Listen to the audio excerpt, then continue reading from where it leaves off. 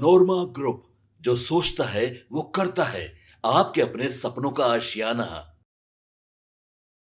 नमस्कार, मैं हूं सागर कुमार। भारत लाइव देख रहे हैं आप। भारतीय जनता पार्टी के प्रदेश कार्यालय में हमारी मौजूदगी है और अभी से थोड़ी देर पहले ही भारतीय जनता पार्टी के प्रदेश अध्यक्ष दिलीप जायसवाल ने प्रेस वार्ता करके बड़ा घोषणा कर दी है। देखिए, आगामी 25 दिसंबर से एक बड़ी कार्यक्रम की तरफ भारतीय जनता पार्टी बढ़ रही है। देखिए, चुनावी वर्ष है, चुनाव होने हैं और इसको लेकर तमाम जो दल हैं वो अपने अपने तैयारियों में जुट चुके हैं। लेकिन इस बार भारतीय जनता पार्टी राजनीति के इतर एक ऐसा कार्यक्रम लेकर आई है जो सबको चौंका देगा। हालांकि राजनीति तो इसमें भी सम्मिलित है, लेकिन चुनावी वर्ष में अब इस कार्यक्रम के माध्यम से भारतीय जनता पार्टी क्या कुछ करती है, सबसे पहले भारतीय जनता पार्टी के प्रदेश अध्यक्ष दिलीप जायसवाल का वो बयान सुन लीजिए, जिसमें हम तमाम डिटेल्स भी दे रहे हैं। साथ ही साथ राहुल गांधी वाला जो मैटर है और जो बाबा साहब भीमराव वाला अंबेडकर जी वाला जो विवाद चल रहा है, उस पर भी क्या कुछ कहा है दिलीप जायसवाल ने। पहले उनके बयान को सुन लीजिए। उपस्थित सभी इलेक्ट्रॉनिक और प्रिंट मीडिया के सम्मानित हमारे प्रेस बंधुगण, मंच पर उपस्थित सुशासन दिवस के संयोजक माननीय श्री मिथिलेश तिवारी जी, वीर बाल दिवस के संयोजक श्री प्रमोद चंद्रवंशी जी, मान्यवर विधायक श्री संजय सिंह जी, रीता शर्मा जी, उषा विद्यार्थी जी, दानिश जी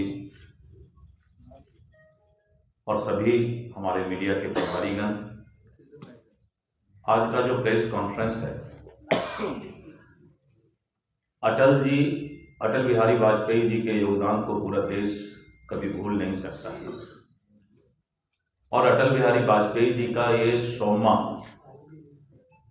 जन्म जयंती मनाया जा रहा है और 100 वर्ष पूरा होने के लिए इस कारण पार्टी ने ये फैसला लिया है कि हम सुशासन दिवस के रूप में अटल जी के जयंती को 1 वर्ष तक लगातार विभिन्न कार्यक्रम के माध्यम से मनाएंगे और पूरे देश में भारतीय जनता पार्टी और भारतीय जनता पार्टी एनडीए की जहां सरकार है, पूरे देश के अंदर 1 वर्ष तक इस सुशासन दिवस को विभिन्न कार्यक्रमों के माध्यम से मनाएगी और इसके लिए इसकी शुरुआत 25 दिसंबर को अटल जी के जयंती के अवसर पर प्रदेश कार्यालय से हो रहा है।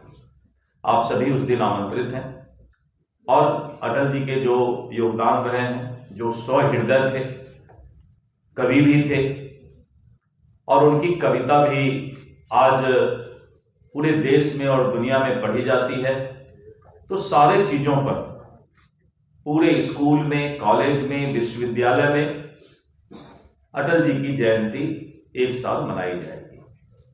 दूसरा कार्यक्रम 26 दिसंबर को वीर बाल दिवस के रूप में प्रधानमंत्री नरेंद्र मोदी जी ने यह घोषणा किया था कि हम 26 दिसंबर को वीर बाल दिवस के रूप में मनाएंगे।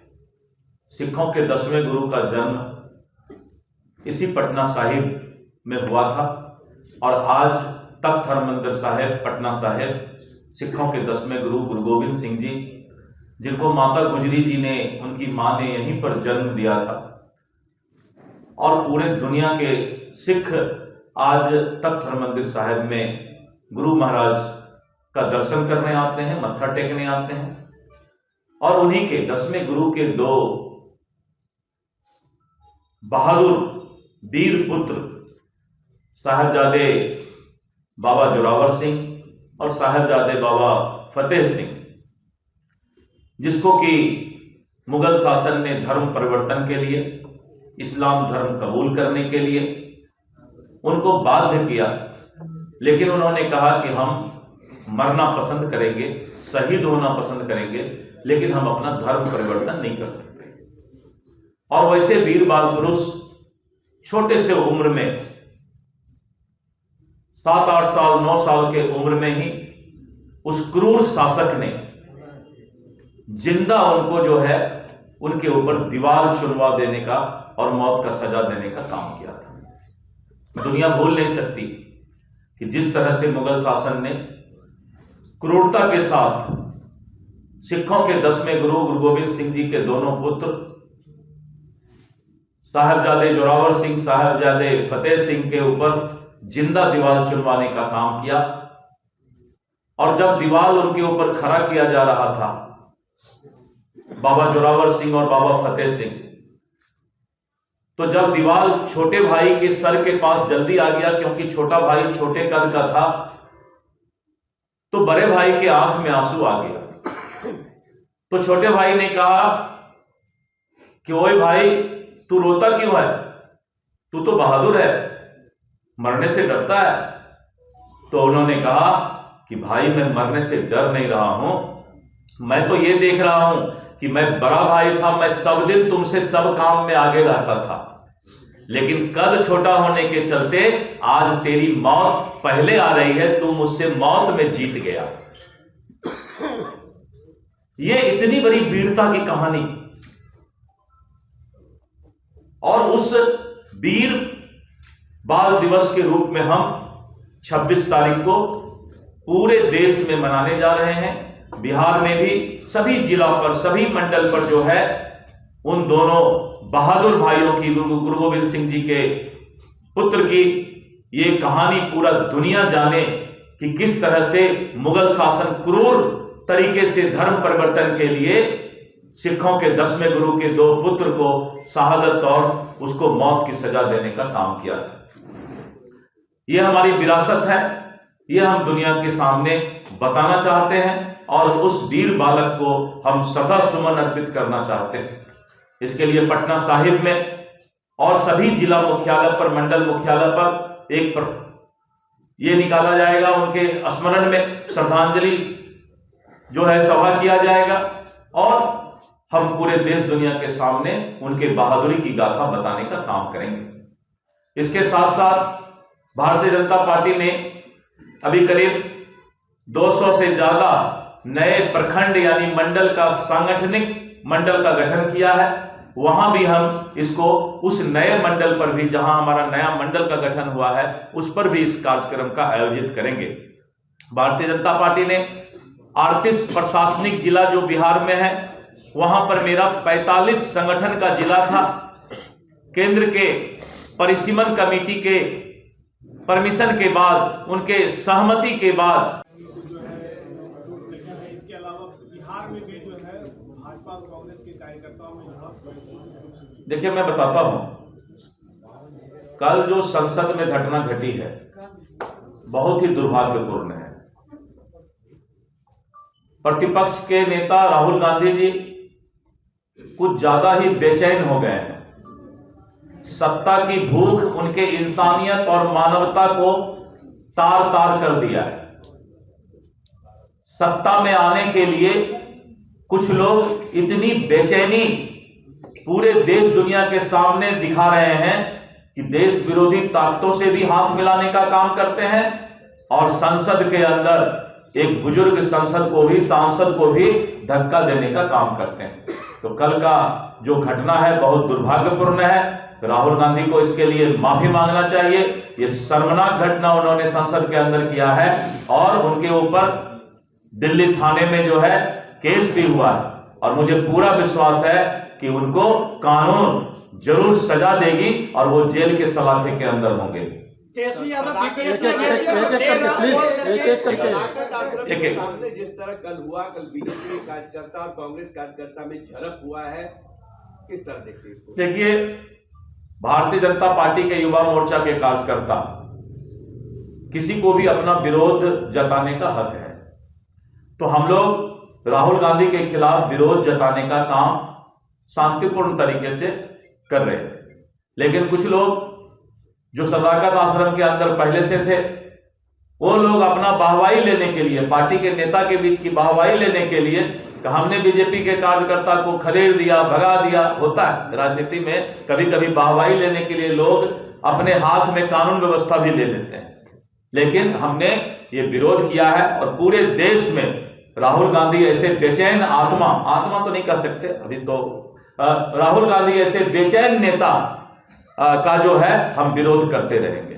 तेजस्वी यादव कल देर रात बीपीएससी अभ्यर्थी को वीडियो कॉल करके कह रहे हैं कि हम आपके साथ हैं, युवाओं के साथ हैं और बीपीएससी को अपना फैसला बदलना होगा और पूरे बिहार में फिर से यात्रा से वापस आके उनके साथ। देखिए, मैं बताता हूं, जब बिहार में अभी बाढ़ आया और बाढ़ के समस्या से त्राहिमाम पूरे बिहार के अंदर मचा हुआ था, तो उस समय तेजस्वी यादव विदेश घूम रहे थे और उनको जब यहां से उनके परिवार वाले, पार्टी वाले ने खबर किया, उसके बाद भी बाढ़ पीड़ित के लिए उनके पास ना तो कोई एक बूंद आंसू था और ना ही उनके लिए कोई समय निकाला था।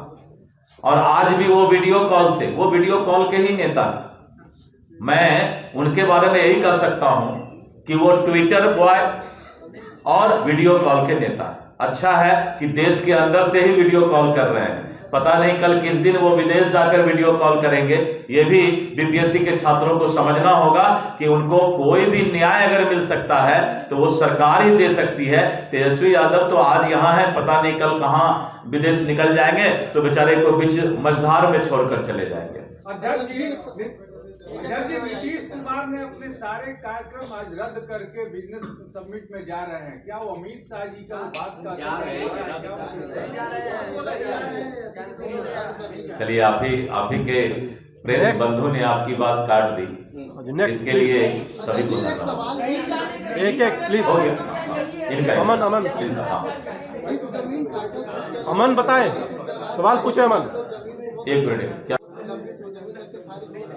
नहीं, अगर कोई कोर्ट में मामला लंबित है और कोर्ट ने किसी तरह का डायरेक्शन दिया है, उस पर स्टे किया है, इंजेक्शन लगाया है, तो अगर स्टे या इंजेक्शन होगा तो उस पर कोई कार्रवाई राजस्व विभाग के अधिकारी नहीं कर सकते हैं। इस तरह के कुछ मामले बिहार में आए कि कोर्ट में मामला लंबित होने के बाद भी कुछ जगह इस तरह का काम कर दिया गया है, दाखिल खारिज किया गया है। हमने ऐसे अंचल अधिकारी और अन्य पदाधिकारियों पर कार्रवाई भी किया है, ये बहुत पहले की बात है। तो इसीलिए इन सब चीजों पर मेरी नजर पूरी तरह से है। सर, एक सवाल है, हाल के दिनों में कुख्यात बैंक लुटेरा अजय राय का एनकाउंटर हुआ है बिहार में, लगातार अपराधी। मैं बताता हूं, कानून अपना काम करती है और कानून के सामने कोई भी अपराधी बचकर नहीं रह सकता है। और जो अपराध या अपराधी हैं बिहार के अंदर, उनके अंदर कानून का डर है।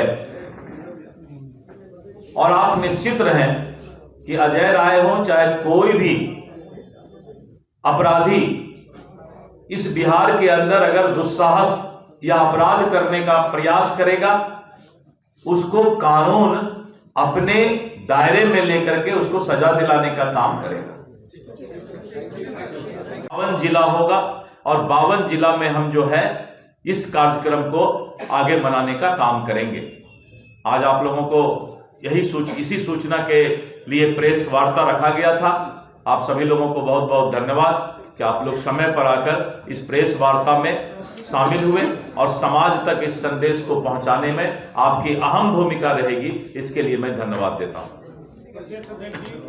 आपने सुना, आगामी 25 दिसंबर से एक बड़ा कार्यक्रम भारतीय जनता पार्टी लॉन्च कर रही है। अब अटल बिहारी वाजपेयी, स्वर्गीय अटल बिहारी वाजपेयी जी के जयंती समारोह को जो है 25 दिसंबर से मनाया जाएगा और ये 100वीं जयंती है। इसलिए पूरे एक साल तक तमाम कार्यक्रमों के माध्यम से भारतीय जनता पार्टी इसको मनाएगी। और देखिए, उसके बाद दिलीप जायसवाल ने क्या कुछ कहा है। राहुल गांधी पर बड़ा हमला किया है, नेता प्रतिपक्ष तेजस्वी यादव पर भी बड़ा हमला किया है। फिलहाल इस प्रकार के तमाम वीडियो को देखने के लिए देखते रहे भारत लाइव। बहुत बहुत धन्यवाद। आपके सपनों को हमने सजाया है, ई होम्स पैनोरामा को हमने बनाया है। ई होम्स मेरा एक सपना था जिसपे मैं पिछले 4 साल से काम कर रहा था। हमने जो बनाया है वो सबने है माना।